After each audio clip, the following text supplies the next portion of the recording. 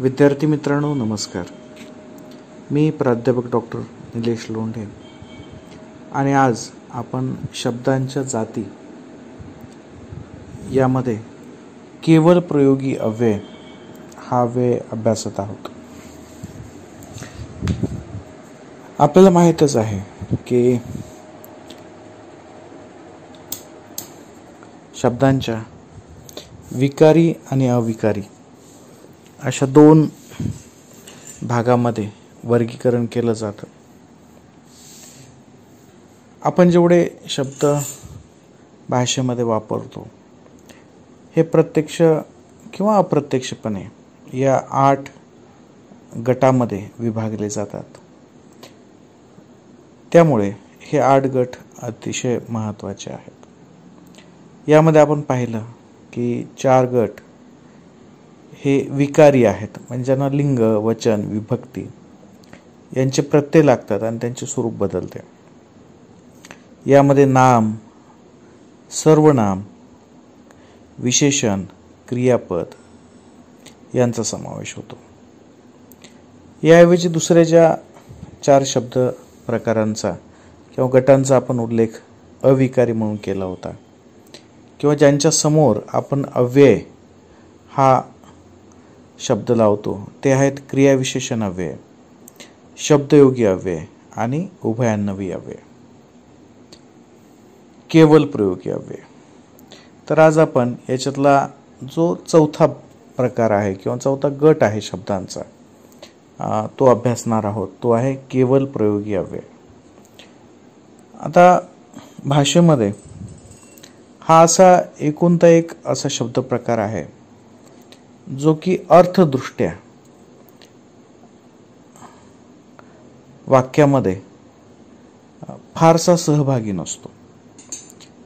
हा प्रकार केवल प्रयोगी अव्यय हा प्रकार मनातील जे विचार आहेत किंवा ज्या भावना आहेत त्या उत्स्फूर्तपणे व्यक्त करण्यासाठी जे शब्द भाषेत वापरले जातात त्याच्याशी संबंधित आहे.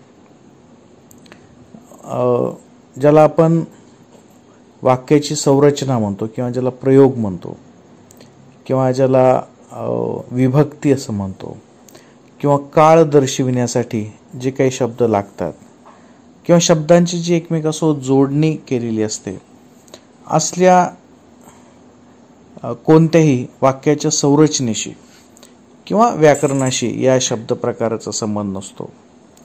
आणि हा उत्स्फूर्तपणे म्हणजे मनातली भावना उत्स्फूर्तपणे जेव्हा व्यक्त होते त्यावेळेला जे शब्द बाहेर पडतात केवळ त्याच्या पुरता मर्यादित आहे. आणि म्हणून याला ओळखण्याची जी एक खूण आहे केवल प्रयोगी अव्ययाला की याच्यानंतर उद्गारवाचक चिन्ह दिलं जातं. म्हणजे केवल प्रयोगी अव्ययाचा जो शब्द आपण वापरतो त्या शब्दाच्या नंतर उद्गारवाचक चिन्ह दिलं की समजून जायचं की हा केवल प्रयोगी अव्यय इथं शब्द वापरण्यात आलेला आहे.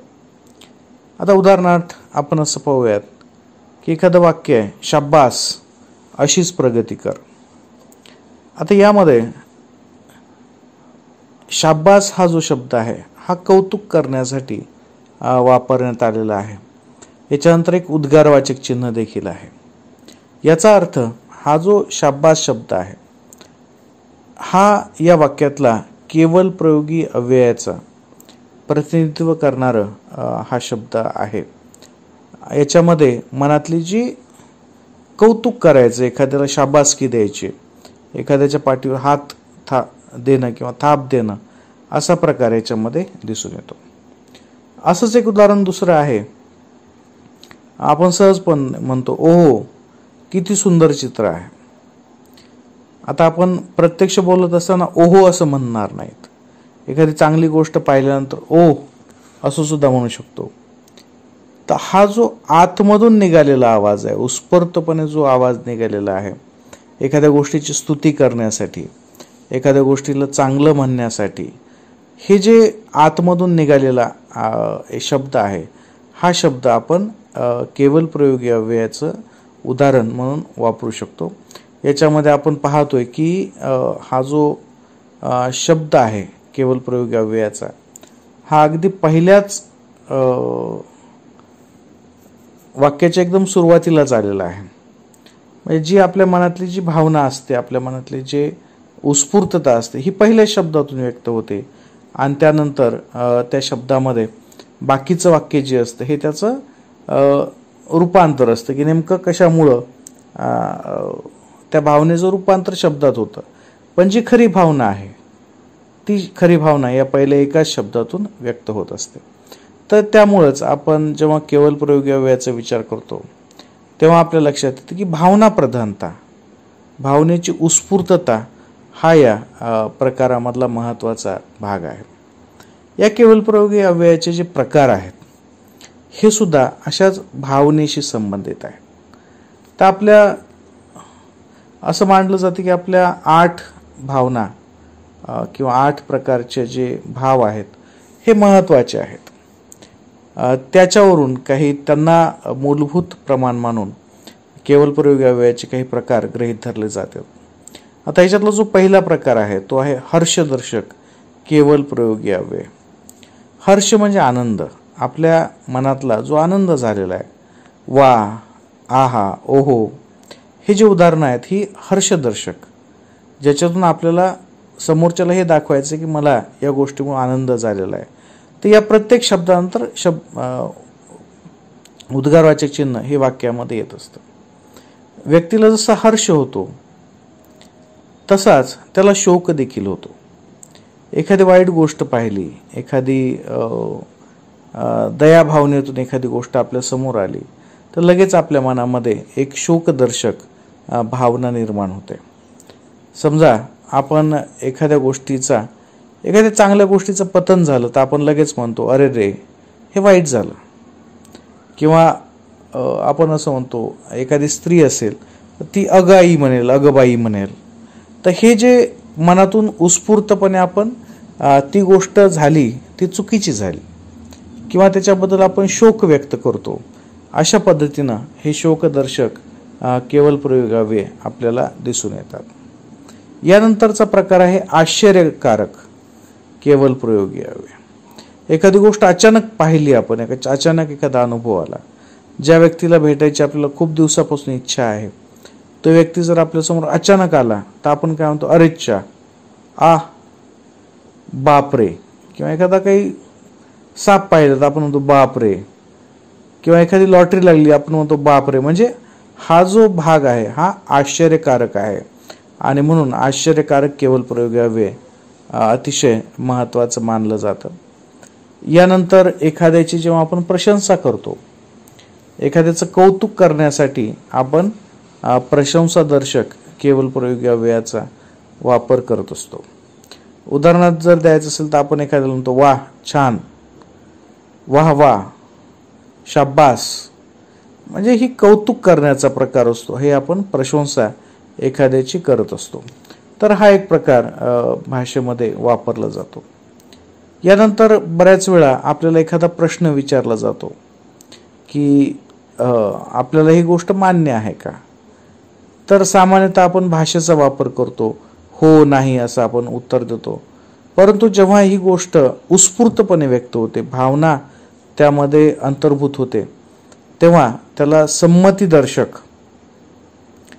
केवल प्रयोगी अव्यय निर्माण होतात.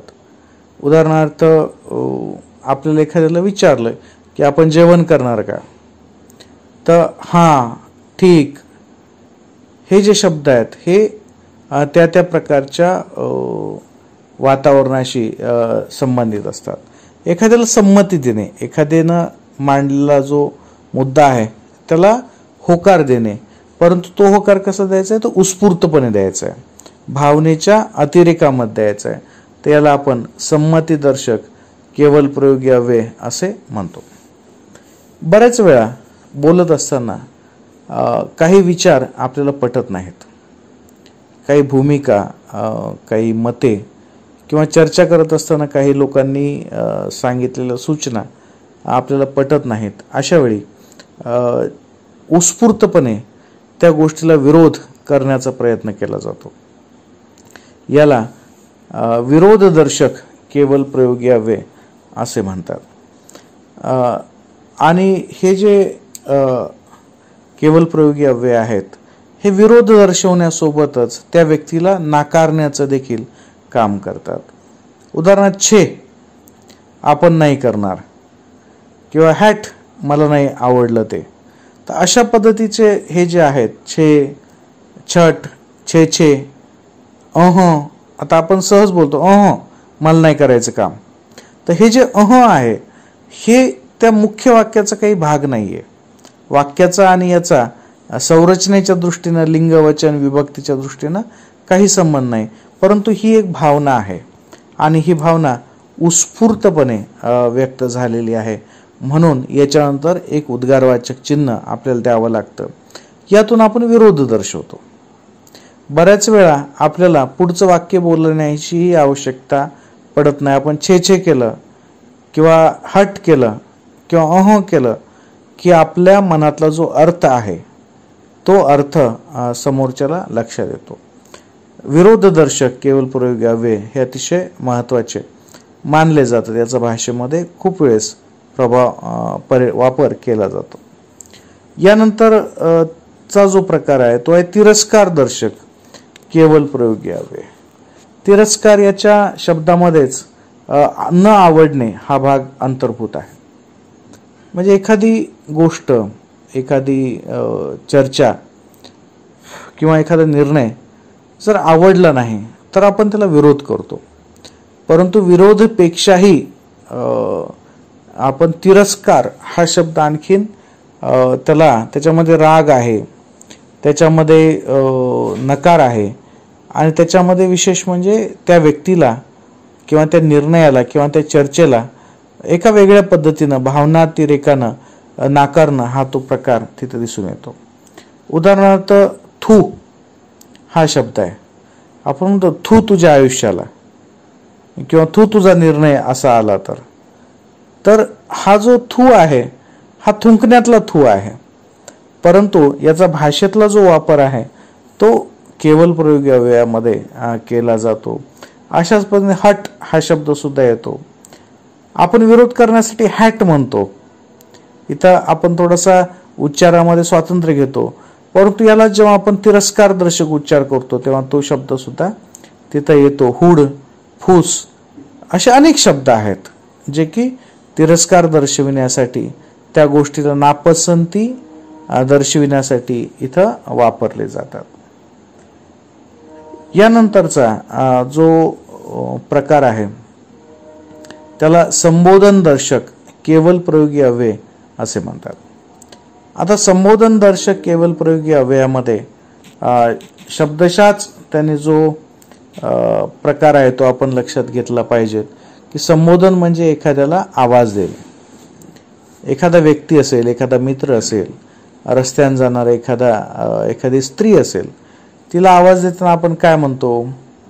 ए, अरे, अग, अहो. म्हणजे आपापल्या संबंधानुसार, नातेसंबंधानुसार, वयोमानानुसार, ओळखीनुसार आपण एखाद्याला आवाज देत असतो. तर हे आवाज देणं म्हणजे संबोधन आहे. संबोधन वेगवेगळ्या प्रकारचे असतात. मोठ्या माणसांसाठी वेगळी वापरली जातात, स्त्रिया पुरुषांसाठी वेगळ्या वापरतात, लहान मुलं आपल्या वडिलांसाठी वेगळी वापरतात, मित्र मित्रांसाठी वेगळी वापरतात. अशा पद्धतीनं एखाद्याला जर आवाज द्यायचा असेल तर तो सुद्धा उत्स्फूर्तपणे दिला जातो आणि त्या शब्दाला व्याकरणिक दृष्ट्या किंवा त्या वाक्याशी काही संबंध नसतो. समजा एखादी स्त्री जर, गृहिणी जर म्हणत असेल अहो ऐकलं का, तर अहो हा शब्द जो आहे याच्यानंतर उद्गारवाचक चिन्ह येतं आणि हा संबोधन दर्शक आहे. म्हणजे त्यांना उद्देशून उच्चारला गेलेला आहे. पुढे ऐकलं का वगैरे किंवा तुम्हाला कळलं का, तुम्हाला समजलं का, तुम्ही इकडे या, हे नंतरचे वाक्य वेगळे राहिले. त्याचा या अहोशी जास्त व्याकरणिकदृष्ट्या संबंध येत नाही. त्यामुळं केवल प्रयोगी अव्यय हे वाक्याच्या किंवा वाक्य संरचनेच्या बाहेरचे घटक मानले जातात. याच्यानंतर जो शेवटचा जो प्रकार आहे याच्यात अर्थातच जेवढ्या प्रकारच्या व्यक्तीच्या भावना आहेत त्या पद्धतीचे केवल प्रयोगी अव्यय ही निर्माण होतात. आपण त्याचं वर्गीकरण तशा पद्धतीने करू शकतो. परंतु जेव्हा एखाद्याला चूप बसण्यासाठी किंवा आता शांत राहा अशा पद्धतीनं सांगितलं जातं तेव्हा तो जो प्रकार असतो त्याला मौनदर्शक केवल प्रयोगी अव्यय असं म्हणतात.